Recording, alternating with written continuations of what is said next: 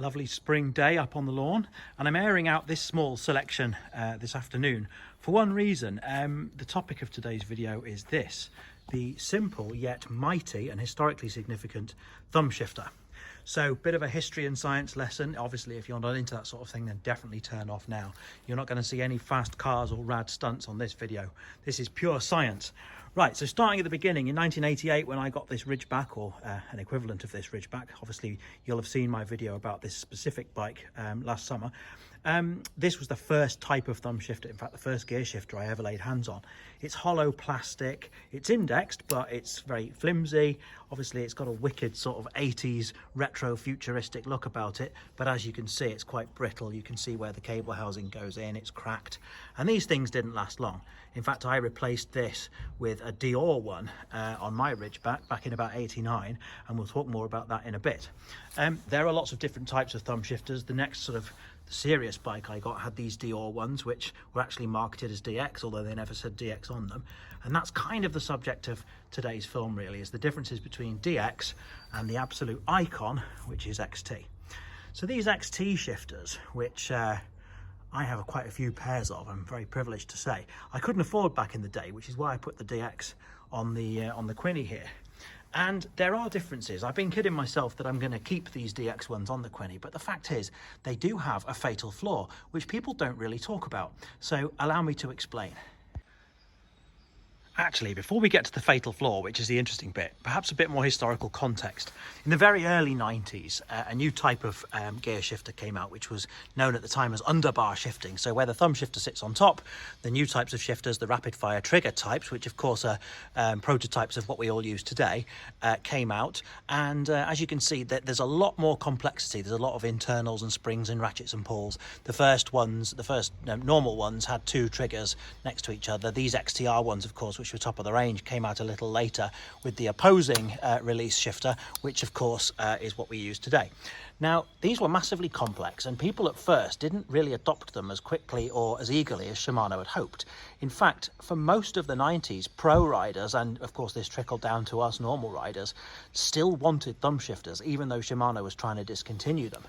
And that, of course, is why for pretty much the whole of the 90s, at least until 8-speed gave way to 9-speed, this shifter really was, and I've used the word icon, but I'm not exaggerating. There's no, it's no coincidence why so many brands use this image on their t-shirts and on their websites. This kind of symbolizes the golden age of mountain biking.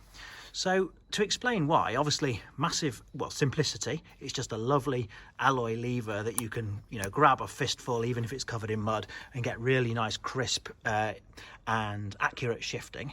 Secondly, of course, lightweight. I don't know if they are lighter than rapid fire, but certainly they're a lot more reliable. And of course, also, they just look so cool. Now, talking about the fatal flaw then, which I suppose is the point of this video, it's best illustrated by this Deore one, which is the one that I had in 1989. Now, picture a ham-fisted teenager out in the mud, tired. The bike is caked in mud. It probably hasn't been very well looked after, and after a long ride you find yourself grabbing a fistful of gear shifter to get in and out of gears, rather than relying on a sort of smooth one thumb action.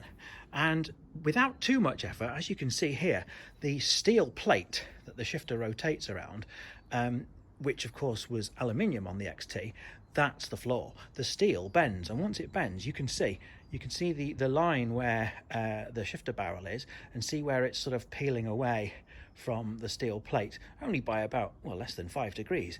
But that just added an almost imperceptible extra amount of friction and inaccuracy into the shifting, and they were never the same again. Now, that's definitely happened also with these Deore ones, the DX ones on the Quinny. Not to mention the fact that these steel clamps have corroded over time.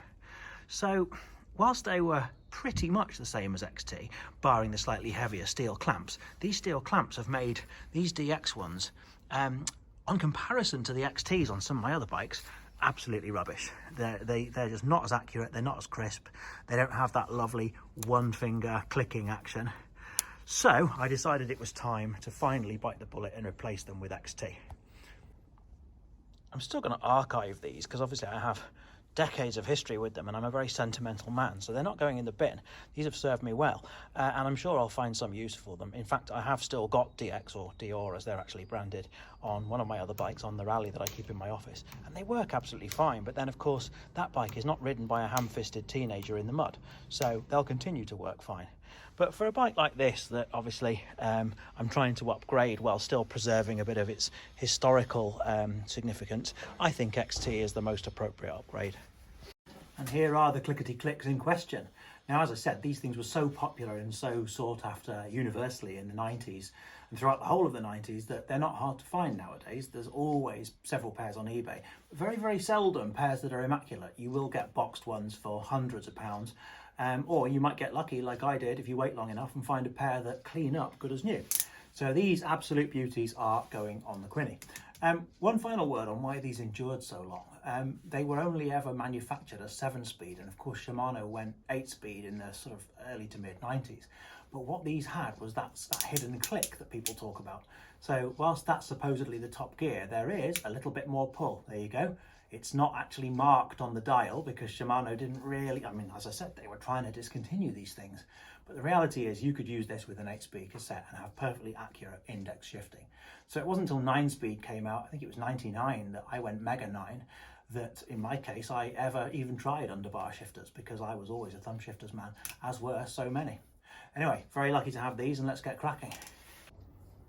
Unlike all your controls today, which have either hinges or back plates, so they're very easily swappable, these ones from 30 years ago had just a standard pinch clamp, which is fine once it's on, but of course if you want to replace or repair something like a shifter, it means you have to take everything else off. And that leads me to, unfortunately, my most hated workshop task, which is the removal of rubber grips. You'll have seen on many of my videos I love getting them on with hairspray, but once they're stuck down with hairspray, they're a pig to remove, and you have to use WD-40, which is messy.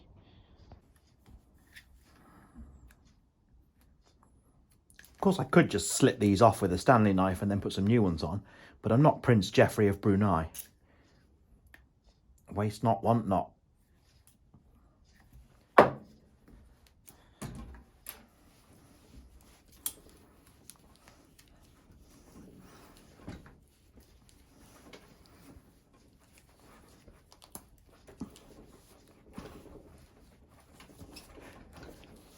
Not as difficult as some grips I've had to do, to be fair. I'm going to have to wash these thoroughly before I put them back on, because WD-40 does not a good adhesive make. Of course you don't have to endure this with modern lock-on grips, and of course I could very easily put lock-on grips on this, but that would not be respectful of history, so instead here I am enduring great pain.